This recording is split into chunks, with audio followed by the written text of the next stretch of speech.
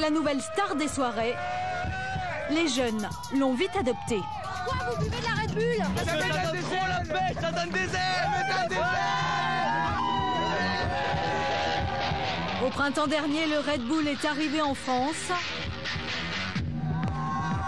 Depuis, la canette bleue et argent s'est fait un nom. Ah là là, ça a le goût du malabar qu'on mangeait quand on était petit dans les cours d'école. De jolies filles dans de belles voitures, de la Formule 1, des sports extrêmes. Comment la marque fait-elle pour conquérir sa cible, les jeunes?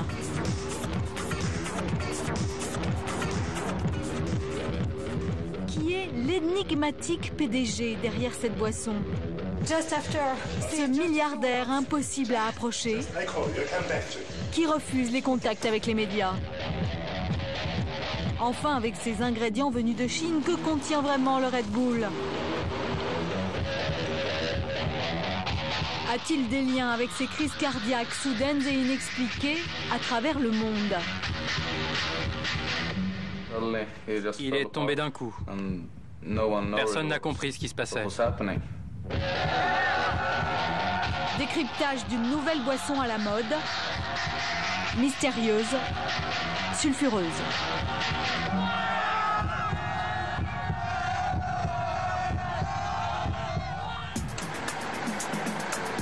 Un vendredi soir dans la banlieue parisienne. Julien, 23 ans, s'apprête à faire quelques courses. Des copains viennent chez lui tout à l'heure. Première étape, les bières. Mais depuis quelques mois, Julien s'intéresse à un autre rayon, celui des boissons énergisantes. Elles portent de drôles de noms, Burn, Frelon, Dark Dog ou encore Red Bull, et coûtent en moyenne 1,37 € la canette. Là, effectivement, ça coûte 5,80 les 4. Bon, c'est un petit peu cher, je trouve. Les boissons dites énergisantes, situées dans le même rayon que les sodas classiques, coûtent en effet 2 fois plus cher. Pas d'alcool dans ces canettes. Mais si Julien est prêt à mettre le prix, ce n'est pas qu'une affaire de goût. Ça se boit la journée. Oui, le soir aussi, mais essentiellement la journée. C'est la boîte, c'est ce qu'on a dans son frigo, c'est ce qu'on va aller chercher au distributeur. Mais Red Bull, on sait qu'il y a une soirée derrière, quoi. Voilà. La fête commence. Effectivement. Le marketing de ces boissons est construit autour d'un concept: apporter de l'énergie. Alors les consommateurs l'utilisent le plus souvent pour tenir le coup, en soirée ou partout ailleurs. Je sais pas si c'est forcément vrai, mais en tout cas c'est toujours associé au moment de fête pour tenir toute la nuit et pour être en forme toute la nuit. Voilà. Quand je fais 600 bornes d'affilée, je prends une canette de Red Bull d'abord parce que j'aime bien le goût et ensuite parce que c'est censé faire l'effet du café, donc voilà. Quel goût? Un goût de chewing-gum. De malabar. Ah là là, ça a le goût du malabar qu'on mangeait quand on était petit dans le cours d'école. Généralement, ces boissons sont bues seules ou mélangées avec de la vodka, un cocktail à la mode chez les jeunes.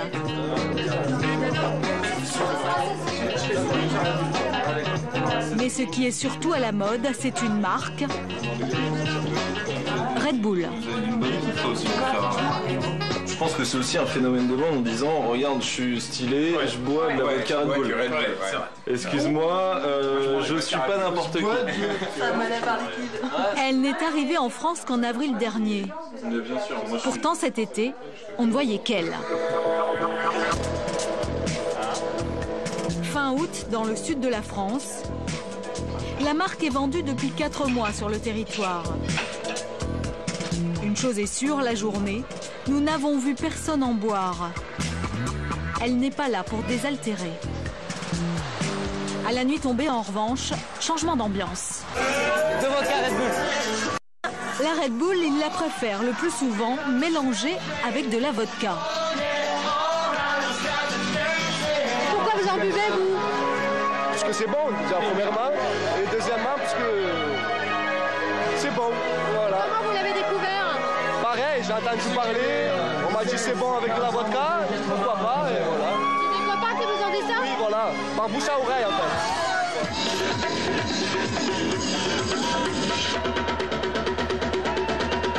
Au niveau de l'aspect énergétique, ouais, je pense que c'est vachement plus sympa. Ça marche? Ça fait quoi? J'ai pas d'explication physiologique à donner tout de suite maintenant, mais ça va. Vous allez tenir jusqu'au bout de la nuit avec ça, c'est ça? Non, jusqu'au bout de la matinée. Une boisson qui sert de stimulant. Alors qu'en est-il là où elle existe depuis bien plus longtemps?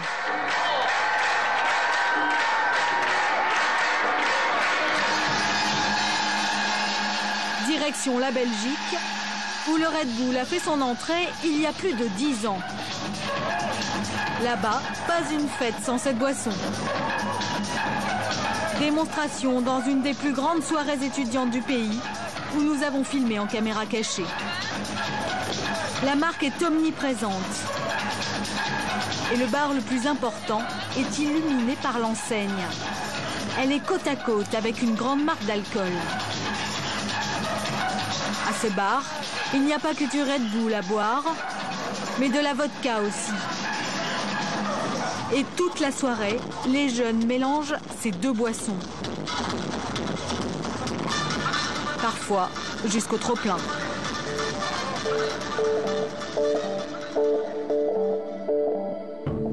Ce cocktail détonnant inquiète les associations de lutte contre l'alcoolisme. Car avec ses 9 morceaux de sucre, sa caféine, ses vitamines et son eau gazifiée, la composition énergisante du Red Bull a un effet direct sur les sensations liées à l'alcool.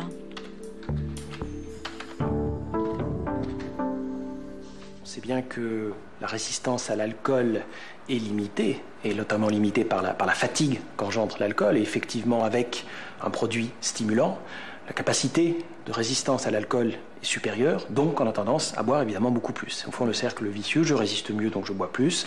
Parce que je bois plus et que notamment j'associe au Red Bull, je vais encore avoir tendance à prendre de l'alcool derrière. Donc effectivement, les consommations sont bien supérieures à celles qu'elles ne seraient si les personnes consommaient de l'alcool seules. La société inciterait-elle les jeunes à boire de l'alcool? La marque se défend. Elle ne peut pas être tenue responsable des mélanges, dit-elle. Et selon ses termes, chacun doit se prendre en charge. Nous nous sommes invités à une soirée organisée par la marque. Sans son autorisation, nous filmons en caméra cachée. Cela se passe à Paris. Et une nouvelle fois, la vodka coule à flot.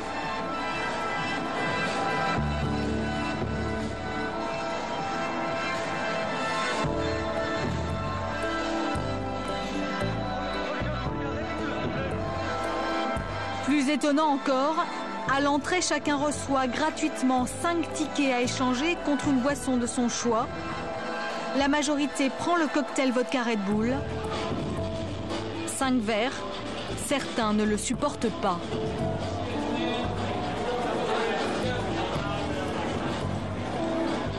Face à notre étonnement concernant cette incitation, nous avons contacté Red Bull, qui nous répondra n'avoir forcé personne à boire.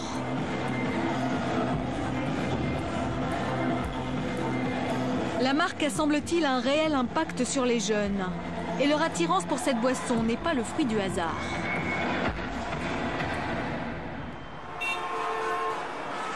Paris, printemps dernier. Red Bull met en scène et filme son lancement en France. Sur l'un des lieux les plus prestigieux, la place de l'Étoile. Red Bull utilise des techniques marketing bien à elle. Il y a ces drôles de voitures, à leur bord des jeunes filles. Red Bull les appelle les Wings Team, les équipes des ailes. La marque refusera toutes nos demandes de tournage. Mais pour nous convaincre de l'intérêt de cette boisson, une de leur équipe s'invite dans nos bureaux à France 2. Elles nous font goûter le Red Bull. Nous en profitons pour les filmer. Vous êtes fatigué?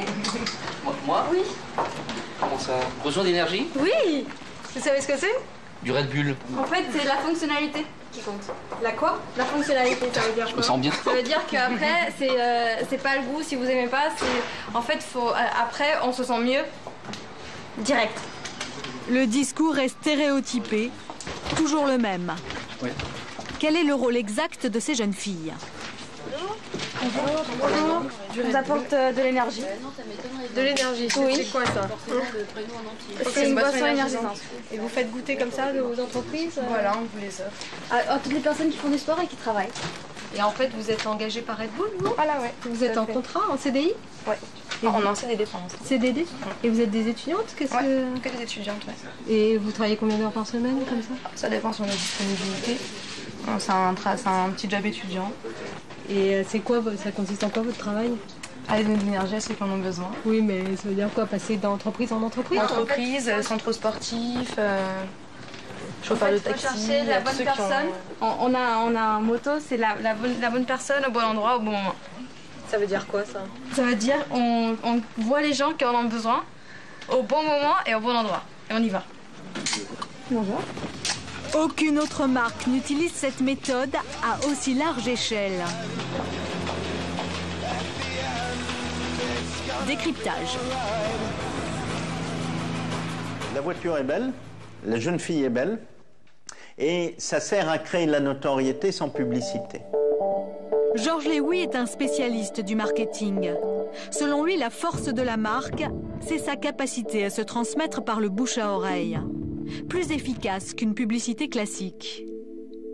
Chacun, lorsqu'il a vu la voiture Bull, qu'il a reçu un échantillon, etc., il en parle à quelqu'un d'autre. Donc chacun a l'impression d'être informé par quelqu'un qui lui est proche, plutôt que d'être informé par la télévision qui est massifiante et qui est le média, entre guillemets, des vieux.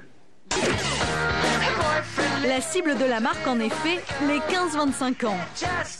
La majeure partie des recettes de la boisson est consacrée au sponsoring d'événements qui s'adressent aux jeunes. Le breakdance, le BMX, des noms qui ne parlent pas à tout le monde. C'est normal, c'est fait exprès. Ces sports, cette musique, comme des fédérateurs d'une génération.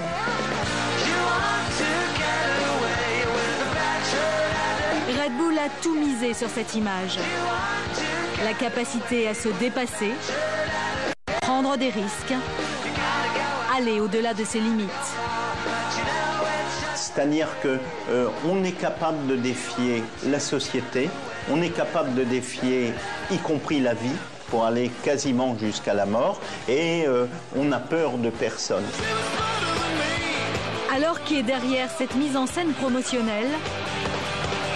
Quel est celui qui a tout orchestré? Notre enquête se poursuit en Autriche. C'est ici qu'est née la marque, en 1987. Mais Red Bull est une société fermée, qui n'accepte pas d'être filmée.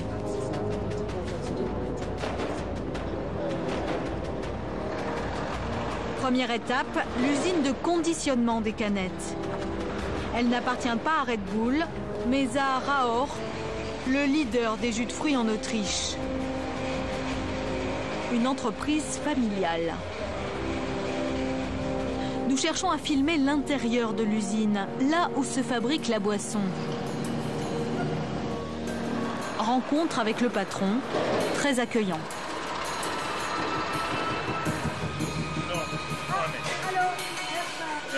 Ravi de vous rencontrer. Nous sommes de la télévision française, nous faisons un reportage sur Red Bull. Lui nous aurait volontiers ouvert ses portes pour ses propres produits. Mais pour ceux qu'il fabrique en tant que sous-traitant, il doit demander l'autorisation. Et passe un coup de fil. Au siège de la boisson, à 300 km de là, la réponse ne se fait pas attendre. Interdiction de montrer l'intérieur de l'usine, d'où sortent les petites canettes. Alles klar. Alles klar. Gut. Okay, gut. Danke. Servus. Ils semblent pas vraiment contents, hein? Excusez-moi. C'est leur produit. Vous devez discuter avec eux. Je ne peux pas vous donner de réponse, moi. Autre tentative, au siège social cette fois-ci.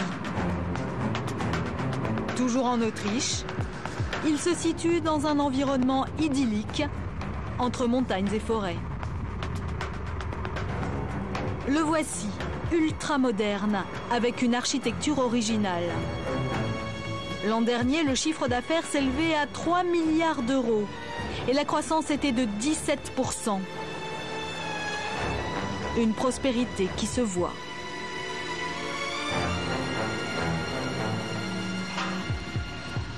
Nous avions sollicité à plusieurs reprises des interviews, mais à chaque fois ce fut une fin de non-recevoir. Nous tentons encore notre chance. Ah, okay. Alexandra? Just few words, you know, because in France, the Red Bull just launched in France. People, you know, En fait, personne ne descendra des bureaux. Au bout du fil, l'attaché de presse. My kids, you know, they are very anxious. I don't understand why it is so secret. It's really strange. Pour eux, il n'y a pas de secret. C'est une simple stratégie de communication pour maîtriser la presse. Chez Red Bull, l'image est extrêmement contrôlée. Seul un endroit nous sera ouvert, le musée Red Bull, où l'on peut visiter l'incroyable collection d'avions et d'hélicoptères du PDG. Des employés ou encore des invités de prestige y sont régulièrement conviés pour s'imprégner de l'esprit de la boisson, peut-être. Nous avons même droit à la visite des lieux par un charmant employé. Véronique Blanc. Oui, Manuel Lechner, bienvenue. Allô. Bienvenue dans un monde parfait. On reçoit près de 200 000 visiteurs par an, seulement pour le musée.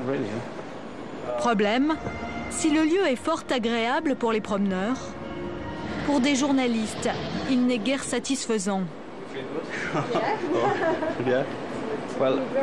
Oui, moi je peux juste vous parler du musée et du restaurant, pas de la société. Vous devez voir avec eux. Par chance, nous apercevons le PDG, Dietrich Mateschitz, qui a des bureaux dans son musée. Mr. Mateschitz. Hello. Bonjour, excusez-moi de vous déranger. I'm Véronique Blanc. Non, pas de télé. Vous savez, je suis la journaliste française. C'est privé. Accordez-nous un peu de temps pour la France, s'il vous plaît. Je vous appelle dès que je suis en haut. On peut venir avec vous? Ma secrétaire vous appelle. Just after, please, just a few words. Ok, je suis au téléphone. Désolé. Je reviens. Okay. Nous n'aurons plus de nouvelles. Le milliardaire autrichien se soustrait une nouvelle fois à la presse.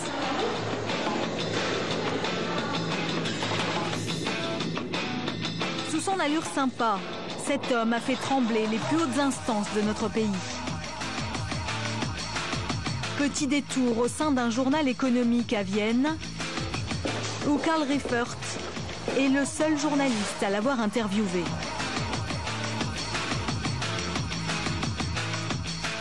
Elles sont chouettes ces photos.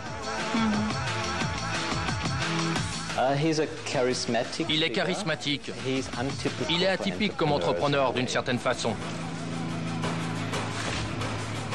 L'idée lui est venue alors qu'il était à Hong Kong, assis dans un bar d'hôtel. Il était en train de lire un article sur un magnat japonais qui expliquait comment cet homme était devenu une des plus grosses fortunes du Japon grâce aux boissons énergisantes. Donc Mateschitz a pensé, si ce type est devenu riche, alors moi aussi je peux gagner de l'argent avec ça. À 40 ans, Dietrich Mateschitz plaque son emploi de cadre dans un grand groupe pour se lancer. Au départ, il n'invente pas grand-chose. Il se contente de s'associer avec Chaleo Leovindia, un homme d'affaires thaïlandais, qui vend dans son pays depuis des années une boisson énergisante. Elle s'appelle Krating Dang. Ça signifie taureau rouge en thaï. Dietrich Mateschitz décide juste de gazifier la boisson, changer le packaging et traduire le nom en anglais. L'étape suivante, ça a été les tests marketing. Et ce fut un désastre. Personne n'aimait la boisson. En plus, il devait obtenir le feu vert des autorités sanitaires autrichiennes. Et il a dû attendre 3 ans avant d'avoir cette permission. 3 ans durant lesquels tous ses copains lui disaient « Ne fais pas ça, tu cours à la ruine ». Ça montre qu'il avait une certaine endurance pour garder le cap. L'homme est du genre tenace et ça a payé. À présent, ces canettes se vendent dans 146 pays.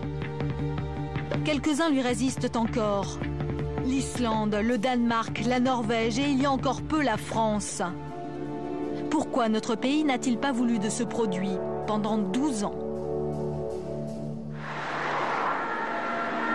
L'AFSA, l'autorité sanitaire française qui contrôle nos produits alimentaires. C'est dans ces bureaux austères que Red Bull déposait régulièrement depuis 1996 des dossiers afin d'obtenir le droit d'être vendu en France. Mais cette instance répondait toujours non à l'entreprise. On ne peut assurer avec certitude que les teneurs de ces substances ne présentent aucun risque pour la santé.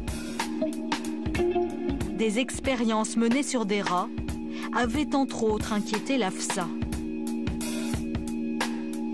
On avait chez les animaux des signes anormaux d'hyperexcitabilité de ces animaux. Ils se rongeaient les pattes, c'est ça, il y avait l'automutilation. Ils se rongeaient les pattes. Et donc ce que je dis toujours, c'est que se ronger les pattes est donc une espèce d'automutilation chez le rongeur n'a évidemment pas de traduction chez l'homme. Ce sont un modèle expérimental et des signes qu'il faut bien interpréter. Mais ça prouve qu'effectivement, ce type de produit a un effet anormal chez l'animal. À l'intérieur du produit, 2 ingrédients sont notamment montrés du doigt. Le glucuronolactone et la taurine. Des composants naturellement présents dans les aliments et dont l'être humain a besoin pour vivre. La taurine, par exemple, participe à la digestion.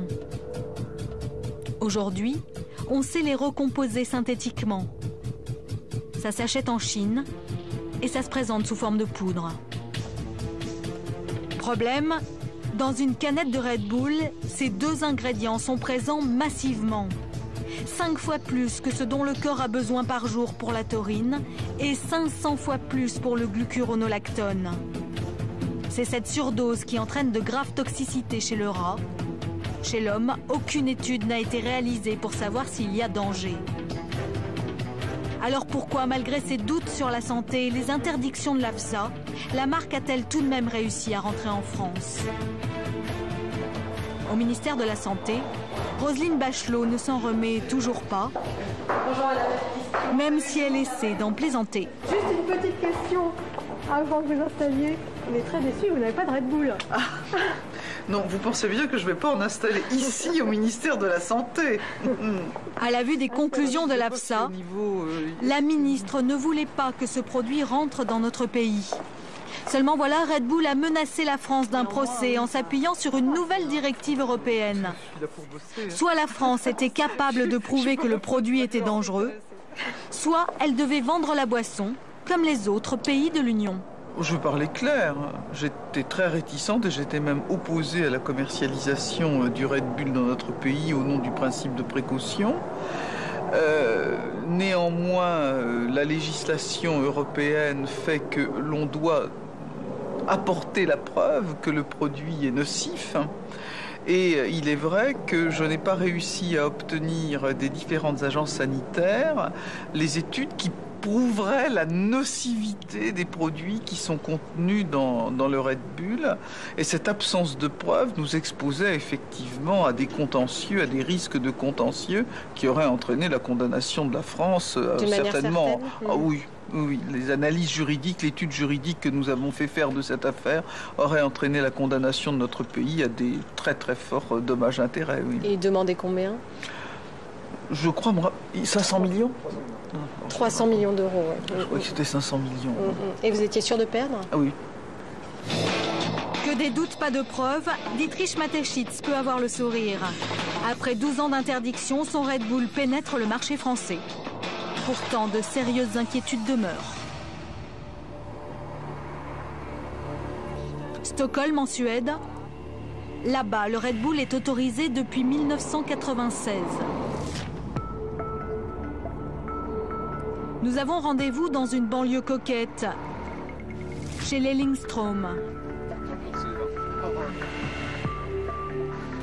Dans cette famille, le Red Bull, on en a goûté, on en a bu. On ne se posait pas plus de questions que cela. Jusqu'à un jour fatal.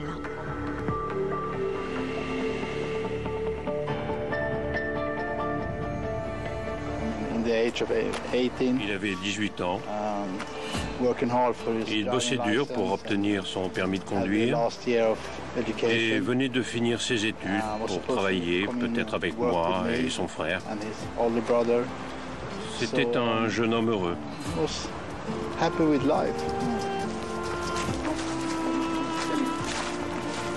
Un des 4 enfants de Johan est mort. Il s'appelait Robin.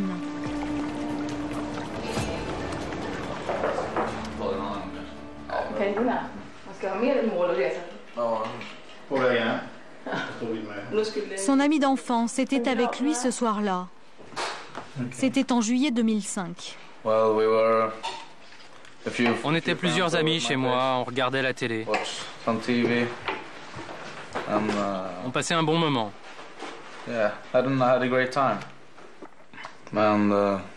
Et soudain, il est tombé. Personne n'a compris ce qui se passait. Nous avons appelé une ambulance et mon voisin qui est pompier, il a couru chez nous. Il a essayé de nous aider, mais... Aviez-vous bu du Red Bull ou d'autres boissons énergisantes juste avant? Non, pas ce jour-là, non. Le jour d'avant? Non, pas moi. Et Robin? Lui, il en a bu pour tenir le coup. J'ai entendu dire qu'il avait bu du Red Bull quand il était à Holby. Ouais, peut-être, mais c'est pas le genre de truc auquel on fait attention. Oui, vous ne pensez pas à ça. Robin a fait un arrêt cardiaque brutal. Après 2 autopsies, aucune conclusion n'a été tirée. Ils décrivent tout là-dedans. Ils ont trouvé des drogues ou de l'alcool? Non, rien. Nous aussi, on y a pensé. Peut-être qu'il avait des problèmes cardiaques que l'on ne connaissait pas. Mais on n'a rien trouvé. C'était juste un jeune en bonne santé, qui faisait beaucoup de sport et qui prenait soin de lui. Non, rien ne clochait. Si les Lindström pensent aujourd'hui, sans en avoir la preuve, que le Red Bull est à la source du décès de leur fils, ce n'est pas seulement parce que le chagrin les pousse à trouver une cause. Ce médecin qui a participé à cet article sur Red Bull, c'est le même qui a pris soin de Robin quand il est arrivé à l'hôpital. Là, ça dit le médecin soupçonne qu'une boisson énergisante ait coûté la vie à une autre personne. Le titre, c'est « Boire Red Bull et mourir ». En Suède, 3 jeunes personnes sont mortes brutalement, sans explication, après avoir bu du Red Bull. Thérèse, par exemple, s'est affalée sur la piste de danse d'une discothèque après avoir consommé plusieurs vodka Red Bull. La presse s'est emparée du sujet, mais ce ne fut pas la seule.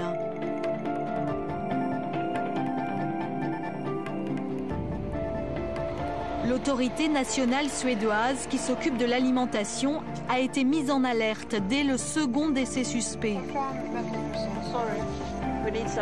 Elle a même reçu des fonds pour diligenter une étude scientifique.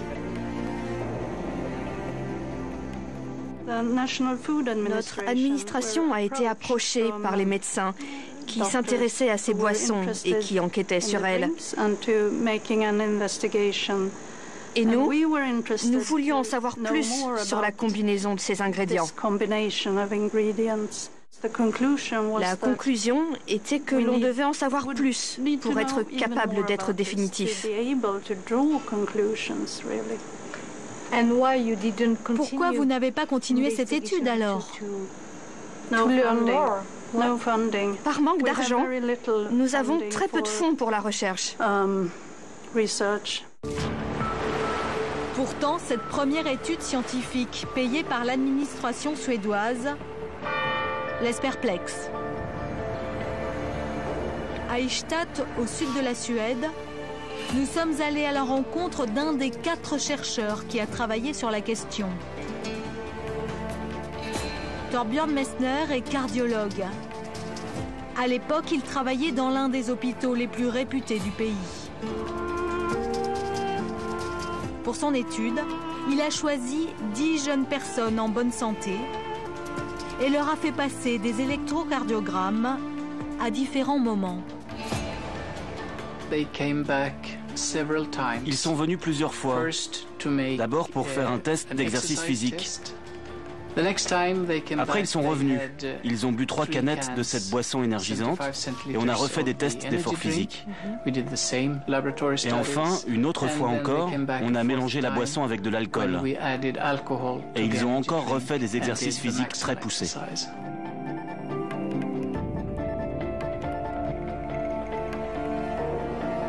Lorsque l'on est en bonne santé, contrairement à ce que l'on pourrait penser, il y a des variations entre 2 battements de cœur.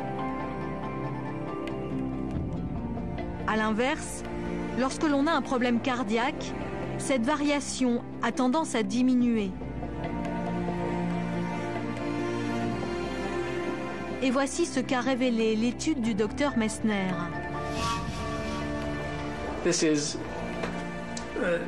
Voici le dessin approximatif d'un électrocardiogramme. Si vous mesurez cette distance entre 2 battements successifs, et si vous prenez cette autre distance, elles ne seront pas exactement similaires. Il y a de petites variations entre elles.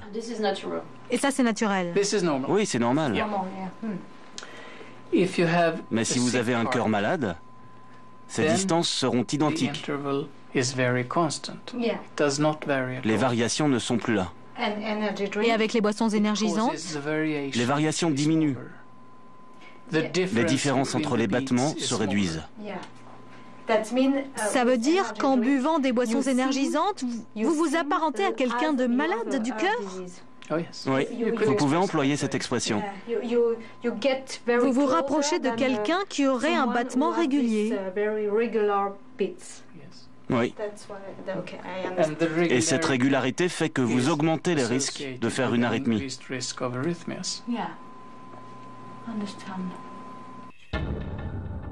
Cette étude, Torbjörn Messner est même allé la présenter à un congrès de cardiologie de renommée internationale en France, à Nice.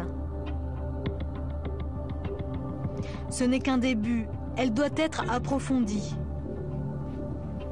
Aujourd'hui, ce scientifique ne peut pas dire que le Red Bull est dangereux, mais il ne peut pas dire non plus qu'il est inoffensif. D'autres cas de morts suspectes ont été relevés à travers le monde, mais sans que le lien avec le Red Bull soit clairement établi. Le premier en Irlande avec Ross Cooney, plus récemment celui d'Alfredo Duran en Angleterre, qui buvait jusqu'à 6 canettes par jour. Il y a aussi les malaises, comme l'arrêt cardiaque de Matthew Penboss, un Australien revenu de loin qui lui avait consommé 8 canettes.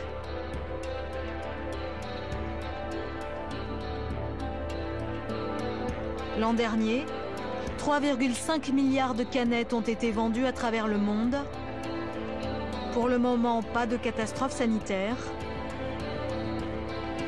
Mais à ce jour, aucune étude scientifique poussée et indépendante n'a été financée pour être absolument certain de l'innocuité de cette boisson.